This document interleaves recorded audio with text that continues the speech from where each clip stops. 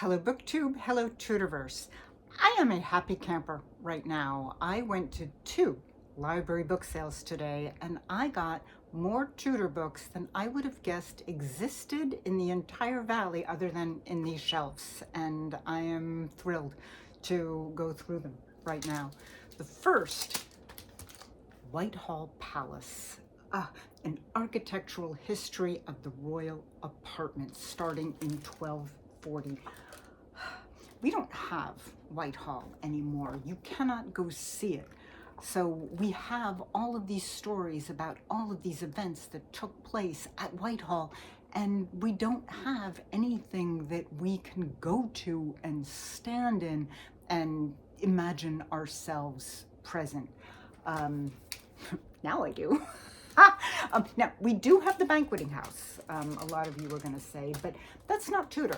That was built by James VI/1, based on Elizabeth I's banqueting house, which was actually a tent.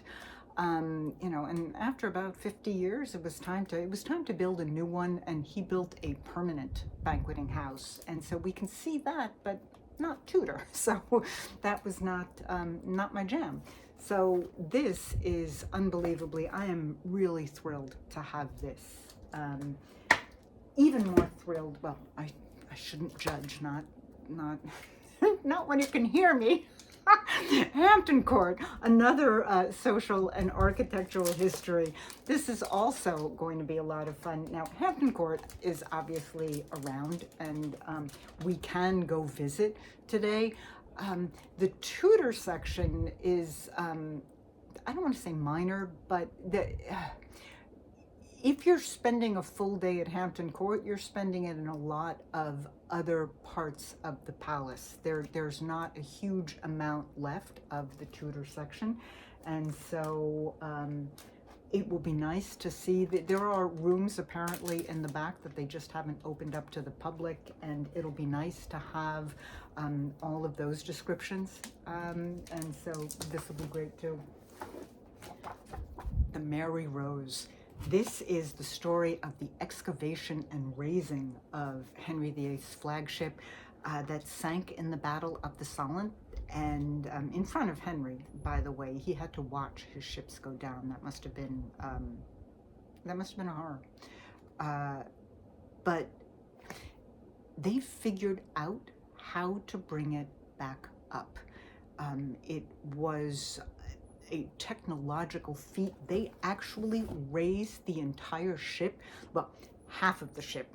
The ship kind of broke in half, and they were able to get the entire one half up in a single piece, or maybe a couple of pieces, but whatever. You can go see the Mary Rose housed in its own wonderful museum. It's insane to actually sit there. You go into, it's like a 3 or 4 story high room where it is behind very carefully temperature and humidity controlled glass for its environment, and then you can go into the actual galleries and just go through slowly all of the artifacts that they brought up as part of the excavation that really show you what ordinary men and women were using, were doing. They've got shoes and sewing kits and toilet kits. You can see it. It is absolutely wonderful. And at the entrance to each floor's gallery, they have like a pile of stools so that you can just grab one and bring it with you and sit in front and just read all of the descriptions. And most people do. You sit there for hours. It is definitely a wonderful trip. Speaking of ordinary men and women, I got a book called The Jewel House, which is the story of Elizabethan London and the scientific revolution. It focuses on the array of ordinary men and women in Elizabethan London who shared a keen interest in nature and scientific inquiry. Throughout the vibrant city, lawyers, prisoners, midwives, merchants, and others developed the tools and techniques, as well as the collaborative yet contentious culture that became the hallmarks of the scientific revolution. Oh my God, want to read all about this. You know, prisoners and midwives, we don't often hear from them, so I'm really excited about them getting a voice. That, I think, was it for my nonfiction. Then moving on to fiction, I got, oh, I take it back. I also got Allison Weir, Henry VIII, The King and His Court. Nonfiction, Allison Weir, I tend to like her nonfiction much better than her fiction, and this one is a particularly good one. I also got 2 books by Erickson, which is interesting because, like Allison Weir, Erickson also wrote Tudor nonfiction. She wrote Mistress Anne, and I know she wrote one other one that is kind of escaping me. And now these 2 books, one is The Unfaithful Queen about Catherine Howard, and then The Last Wife of Henry VIII about Catherine Parr. So part of me suspects that I'm going to be, well, I'll be keeping my eye out for books covering wives 1 through 4, but I'm glad to have these. And I'm also, it'll be an interesting experiment to see whether I like her fiction as much as I like her nonfiction, because I do know that I like her Mistress Anne. I also got Jean Plaidy.